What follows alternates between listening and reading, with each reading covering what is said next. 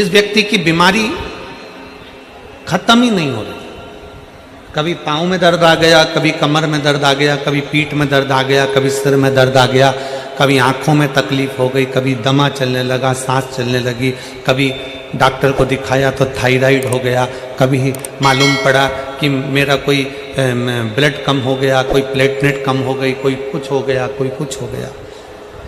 Doctor को दिखाओ। हमने कल भी कथा में कहा था, परसों भी कहा था कि डॉक्टर शिव का एक रूप होता है, उसको दिखाओ। डॉक्टर जो दवाई दे कुंदकेश्वर महादेव के नाम से उसको खाओ। पर कभी अगर मौका लग जाए, तुमको ऐसा लगे कि ये शरीर का रोग तो समाप्त हो ही नहीं रहा, एक ना एक रोग चल ही रहा, ये रोग समाप्त होने का नाम ही नहीं ले रहा, समाप्त ही नहीं हो रहा, ये तो समाप्ति की ओर जा ही नहीं रहा। फिर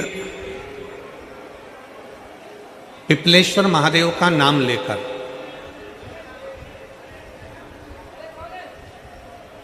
पिपलेश्वर महादेव का नाम लेकर कुछ भी मीठा जो में बना सकते हो, हलवा बना सकते हो हलवा, सीरा बना सकते हो सीरा, खीर बना सकते हो खीर, चूरमा बना सकते हो तो चूरमा, लड्डू बना सकते हो तो लड्डू, जो तुम घर में मीठा बना सकते हो उसका केवल 7 ग्रास का अन्न।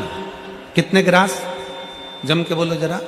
7 ग्रास। 7 ग्रास मतलब 7 कोर, 7 ग्रास का अन्न एक पात्र में ले लो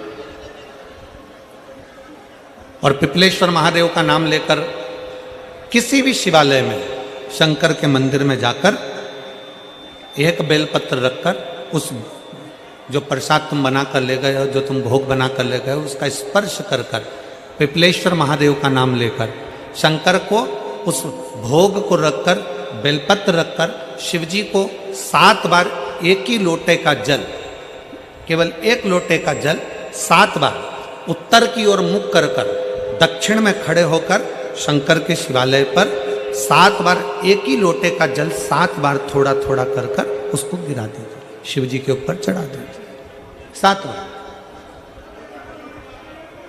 बाद में जो प्रसाद पर आपने बेलपत्र रखी है उसी बेलपत्री को उठाकर शंकर के शिवलिंग पर चढ़ा दीजिए।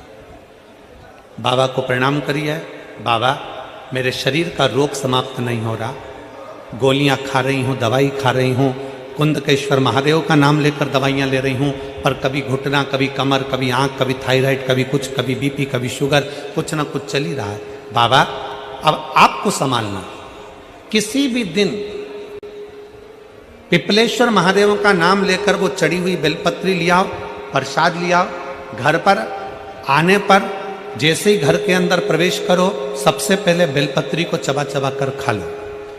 फिर वो जो प्रसाद है उस प्रसाद को 7 गांठ से थोड़ी थोड़ी देर में 7 बार में उसको खा लेना।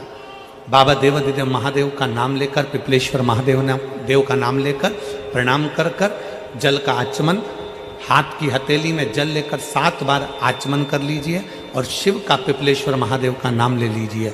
धीरे धीरे 15 दिन लगेंगे और 15 दिन में बीमारियां अपने आप कम होना प्रारंभ हो जाएगी और बाबा आपका हाथ पकड़कर आगे बढ़ाएंगे। शिव तत्व की प्राप्ति। 5 दिन की फरीदाबाद में शिव महापुराण की कथा हरियाणा की इस पवित्र भूमि पर 5 दिन की चल रही है। आज कथा का 4th दिवस है। कथा के माध्यम से आज कथा की शिवरात्रि है। आज कथा की शिवरात्रि। कल कथा सुबह 8 बजे से 11 बजे तक हो जाएगी इस पंडाल में। टीवी पर 2 बजे से 5 बजे तक आ जाएगी। कल कथा टीवी पर 2 से 5 आएगी।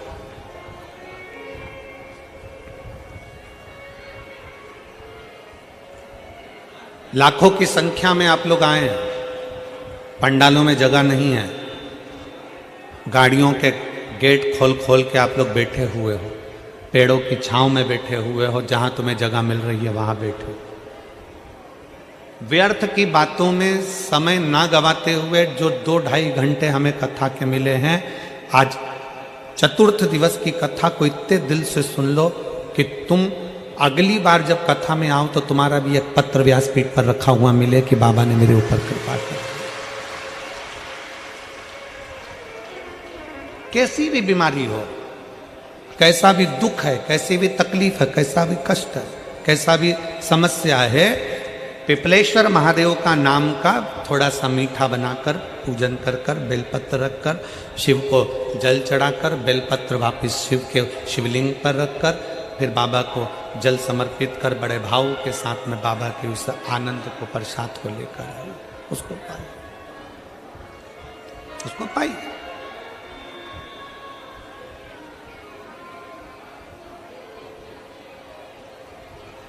पर भाव के साथ